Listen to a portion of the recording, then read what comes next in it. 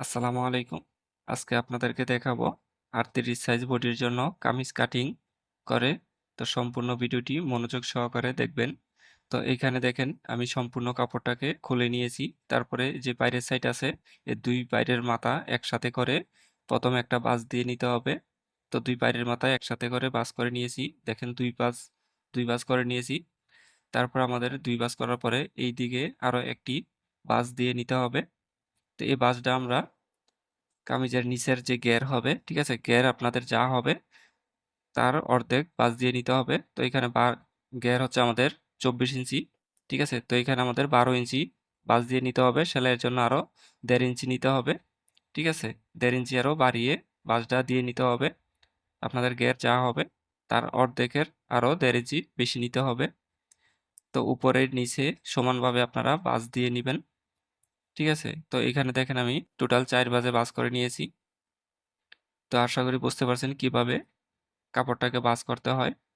তারপরে দেখেন এই যে উপর দিক থেকে আমাদের সোজা করে একটা দাগ দিতে হবে। তারপরে এই দাগ থেকে আমাদের ৩৮ ইঞ্চি বডির জন্য মহড়া নিচের মাপটা আমাদের ৬ ইঞ্চি দিতে হবে। যদি একটু বেশি লুজ পড়ে তাহলে কিন্তু ৬.৫ ইঞ্চি পর্যন্ত নিতে পারেন। তারপরে ফাড়ার মাপটি আমি ২০ ইঞ্চি নিচে নিছি। তারপরে মহড়া এবং ফাড়ার মাপের ২ মাঝখানে পেটের মাপটি দিয়ে নিলাম। তারপর আমাদের লাম্বার মাপটি নিতে হবে। আপনাদের লাম্বা অনুযায়ী দিয়ে নিবেন। লাম্বা যা হবে তার থেকে আরো ১.৫ ইঞ্চি বেশি নিতে হবে। তারপরে এখানে ঘেরের মাপ হচ্ছে আমাদের ২৪ ইঞ্চি। তো ২৪ এর অর্ধেক ১২ ইঞ্চি। তো ১২ ইঞ্চিতে আমি একটা দাগ দিয়েছি। তারপরে এ সবগুলা দাগ আমাদের সোজা করে দিয়ে নিতে হবে। তারপরে এইখানে আমাদের দেখেন হিপের মাপটি নিলাম। তো হিপের মাপ আপনাদের মাপ যা হবে তার ৪ ভাগের ১ ভাগ করে দিয়ে নিতে হবে। তো দেখেন আমি ৪ ভাগের ১ ভাগ করে দিয়ে নিয়েছি এবং এখানে ফুটের মাপটি নিয়েছি আমি ৬.৫ ইঞ্চি পরিমাণ। তারপরে দাগগুলাকে এভাবে মিলিয়ে নিতে হবে। তারপরে আরো ১.৫ ইঞ্চি দূর দিয়ে আরো একটা করে দাগ দিতে হবে। ওই দাগে আমাদের কাটতে হবে। ঠিক আছে? মেইন যে মাপ আছে তার থেকে আরো ১.৫ ইঞ্চি দূর দিয়ে আরো একটা দাগ দিব।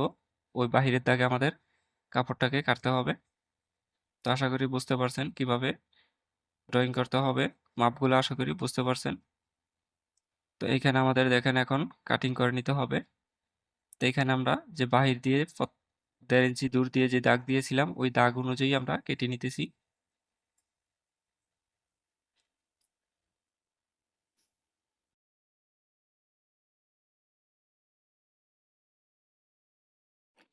তো নিচের এখানে দেখেন কাটার সময় কিন্তু আমাদের উপরের দিকে একটু শেপ দিতে হবে, ১ ইঞ্চি পরিমাণ বেশি উপর দিকে উঠিয়ে কাটতে হবে।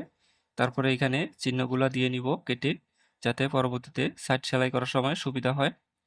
তো আমাদের কিন্তু কামিজটি কাটিং করা হয়ে গেছে। তো এখন আমাদের হাতা কাটিং করতে হবে। তো এখানে দেখেন ডাবল ভাঁজ করা কাপড়টা আছে, ঠিক আছে? সাইড থেকে যে কাপড়টা বেঁচে গেছে ওই কাপড়টা দিয়ে আমরা হাতা কাটিং করব। তো এখানে আমি আরো একটি ভাঁজ দিয়ে টোটাল ৪ ভাঁজ করে নিয়েছি। এই ভাঁজটা আমাদের কমপক্ষে ৯ ইঞ্চি থাকতে হবে। তো ৯ ইঞ্চি ভাঁজ দিয়ে নিয়েছি। তারপরে এই উপর থেকে একটা দাগ দিছি। দাগ থেকে ৩ ইঞ্চি নিচে একটা দাগ দিয়ে নিয়েছি। তারপরে এখানে হাতার লাম্বার মাপ নিব। তারপর আমাদের হাতাটা কাটিং করলে কিন্তু কামিজ কাটিং করা কমপ্লিট। তো আশা করি বুঝতে পারছেন। তো যদি ভিডিওটি ভালো লাগে তাহলে ভিডিওটি শেয়ার করে দিবেন। আর আমার চ্যানেলে নতুন হয়ে থাকলে চ্যানেলটি সাবস্ক্রাইব করে রাখবেন আর পেজটি ফলো করে দিবেন। আজকের মতো এ পর্যন্তই। ভালো থাকবেন, সুস্থ থাকবেন। আল্লাহ হাফেজ।